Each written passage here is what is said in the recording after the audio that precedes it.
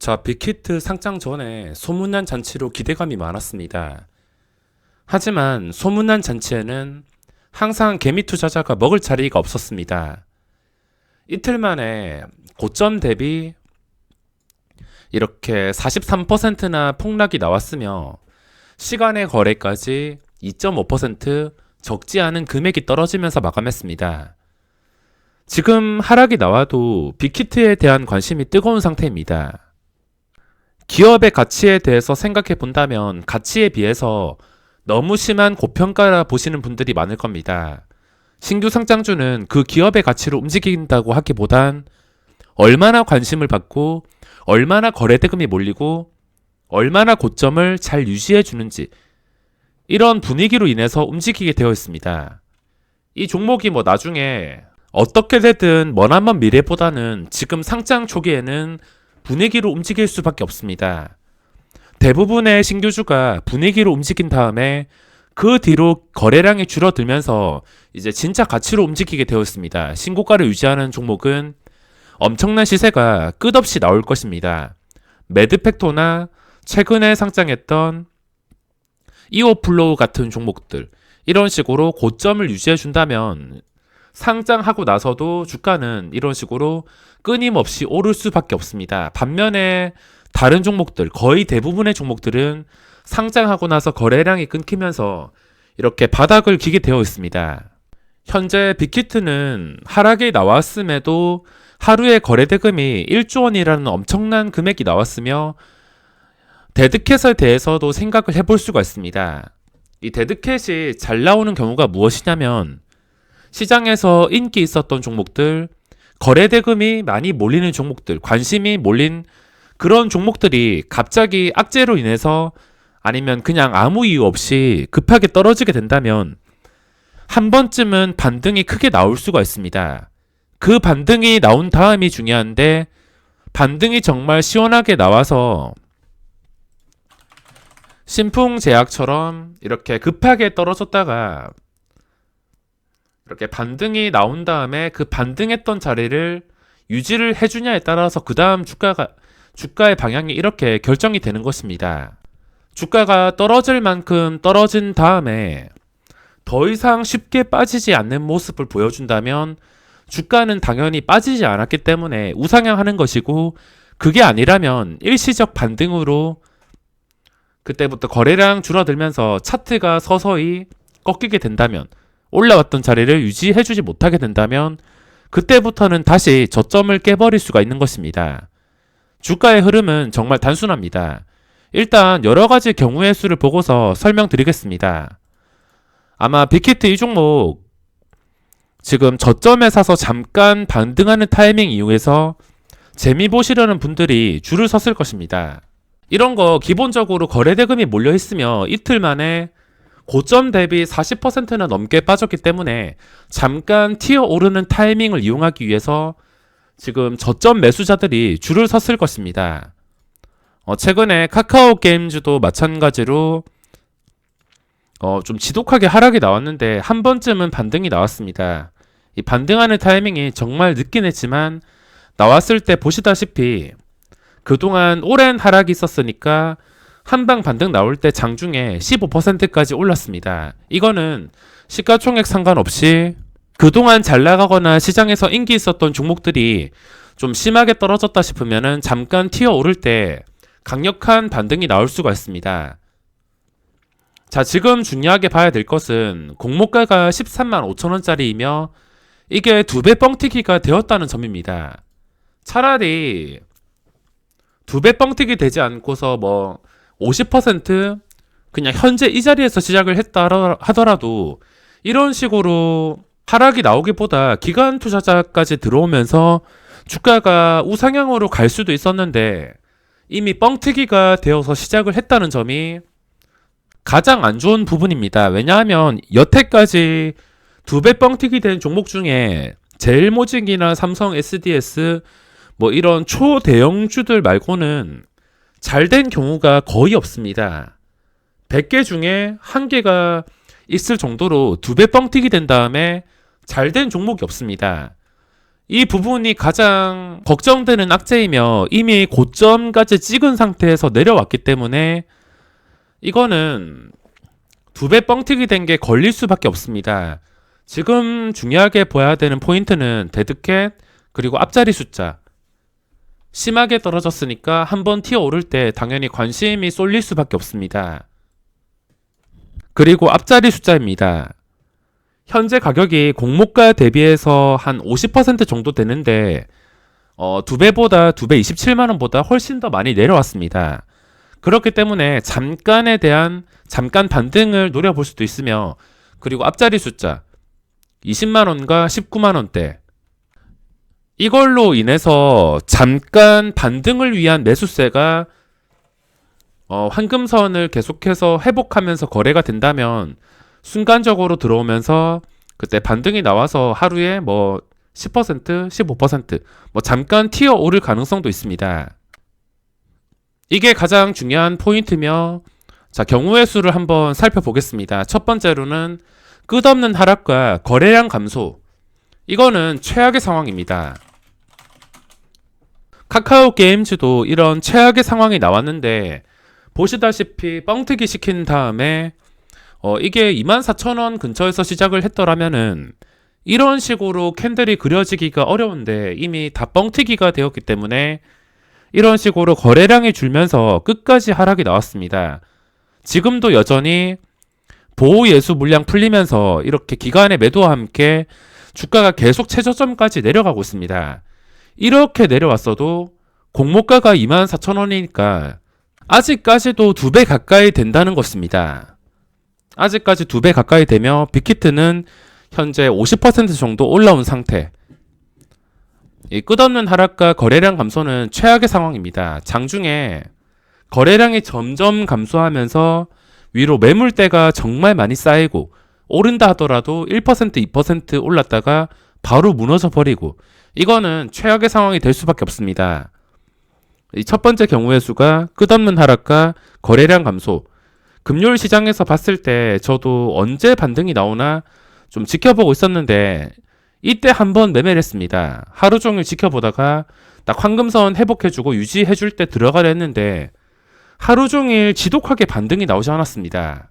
지금 반등을 노리는 매수세가 줄을 선 상태인데 그 매수세가 들어오고 나서 1%, 2% 먹고선 빠지는 그런 물량들이 너무 많아서, 그리고 시가총액도 크고 위로 매물대도 만만치가 않아서 이 반등이 쉽게 나오지 않고 있습니다.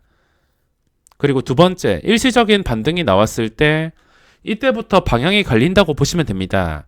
우선 일시적인 반등이라도 나와야지 그 다음 방향을 생각할 수 있어서 1번보다는 일시적인 반등이 한 번이라도 나와야지 좀 쉽게 대응을 할 수가 있습니다. 만약에 일시적인 반등이 나왔다고 쳤을 때 일시적인 반등 이후에 올라왔던 자리를 유지해 주는지, 이게 굉장히 중요합니다. 반등한 다음에도 반등을 했는데 윗골이 길게 달고선 망치형 음봉으로 마감을 한다던가, 아니면 올라갔다가 하루만 상승 마감하고 그 뒤부터 또 무한 하락이 나온다던가, 어째 되었든 간에 올라갔던 자리를 못 지켜주게 된다면 주가는 다시 하락하는 것입니다. 신풍제약처럼 생각해 보시면 되며, 이것도 마찬가지. 시장에서 인기가 있었던 종목이고 고점에서 순간적으로 반토막 가까이 이렇게 폭락이 나왔기 때문에 순식간에 71,000원짜리가 93,000원까지 이런 식으로 반등이 나온 것입니다. 반등이 나온 다음이 중요한데, 반등이 나온 다음에 더 이상 변동성이 그전 같지가 않을 겁니다. 변동성이 당연히 그전처럼 같지 않고 서서히 거래량이 줄게 되는데, 그 거래량이 줄면서 주가가 이 반등했던 자리를 유지해 주는지 유지를 해주지 못하는지, 그거에 따라서 방향이 갈릴 수가 있으며, 만약에 신풍제약 같은 경우도 이 자리에서 갑자기 음봉이 크게 나왔다면 다시 저점을 깨면서 이런 식으로 주가의 흐름이 나오지 않았을 것입니다. 빅히트도 마찬가지.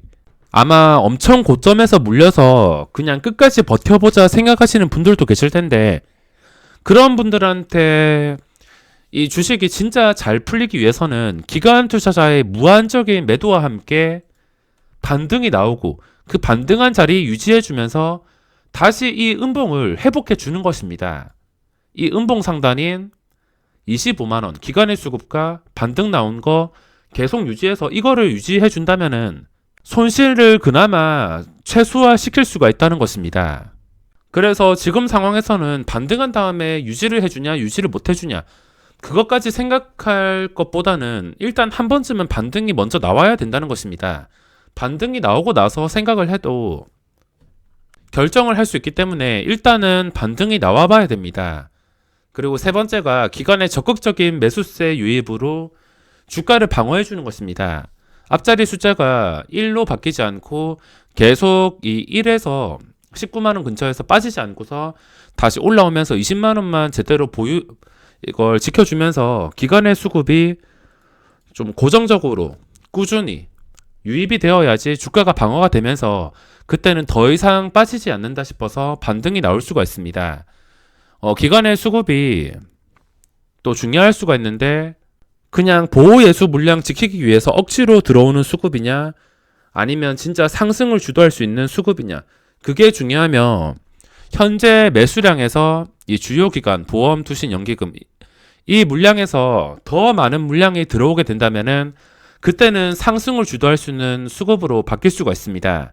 만약에 여기서 매수량이 점점 줄어들면서 뭐 하루에 몇천 주 수준이라면 기관의 수급은 기대를 할 수가 없습니다. 이것보다 더 많은 물량이 들어와도 지금 부족할 판이기 때문에 더 많은 물량 아니면 이 물량에 비슷한 물량이라도 꾸준하게 들어와 줘야지 주가를 방어해 줄 수가 있습니다. 그리고 네 번째가 기관도 보호 예수 물량 비싸게 팔아먹는 거 포기하고 남은 물량을 매도하는 것입니다. 여기서 매수가 들어와도 부족할 판에 갑자기 매도로 전환해 버린다.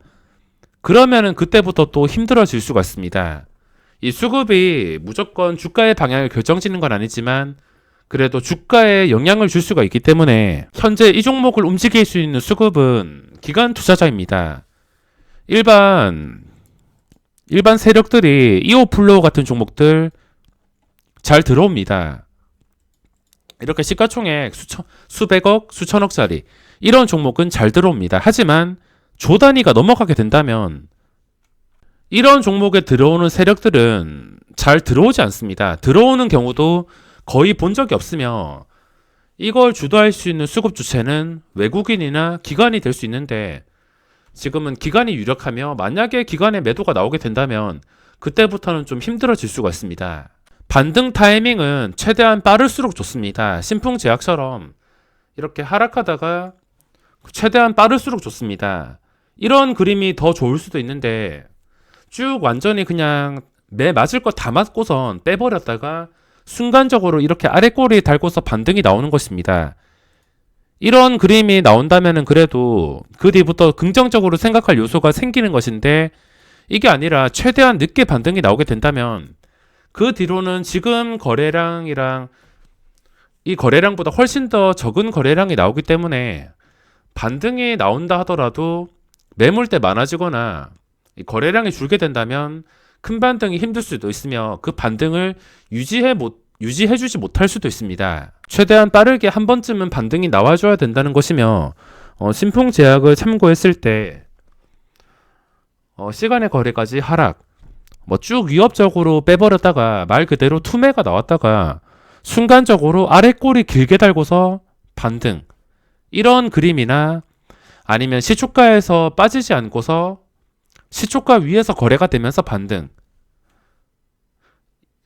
이런 식의 반등을 생각해 볼 수도 있으며 반등한 뒤 이게 중요합니다. 아마 고점에서 물리신 분들은 본전 올 때까지 버틸려는 분들도 분명히 계실 겁니다. 근데 여태까지 2배 뻥튀기 된 종목이 이런 식으로 폭락이 나와서 다시 제자리까지 올라가서 크게 시세가 나오는 종목도 분명히 있긴 있습니다.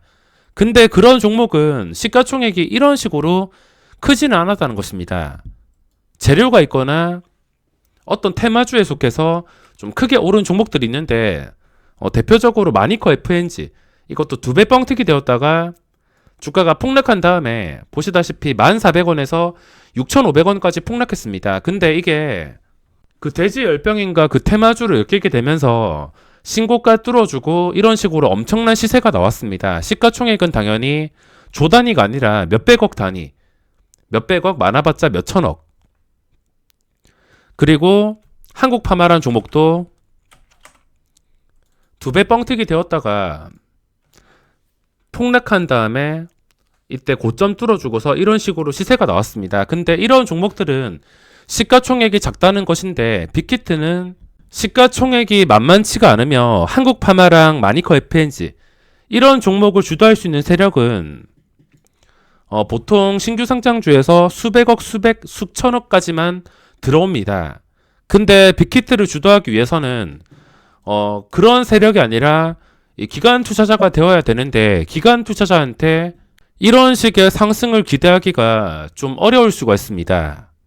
만약에 제가 고점에 물렸더라면 이 종목에서 수익을 낼 생각보다는 만약에 이게 두 배 뻥튀기가 아니라 그냥 뻥튀기가 거의 안 된 상태에서 시작을 했더라면 본전까지 올라온 다음에도 그 뒤로 추가적인 수익을 노려볼 수 있는데 그게 아니라 두 배 뻥튀기이기 때문에 만약에 제가 고점에 물려 있다면 그냥 손실을 최소화시키는 것 이거를 목표로 대응을 할 것 같습니다. 만약에 빅히트가 두 배 뻥튀기가 아니라 공모가가 13만 5천 원인데 이게 두 배 뻥튀기가 아니라 뭐 한 17만 원에서 시작을 했다. 17만 원도 아니고 그냥 20만 원에서 시작을 했다라면 20만 원 시작해서 이런 식으로 폭락이 나왔다면 반등 나오고 나서 다시 추세 찾아서 이 음봉 회복해줘서 다시 고점까지 올라온다면 손실을 회복하고 나서도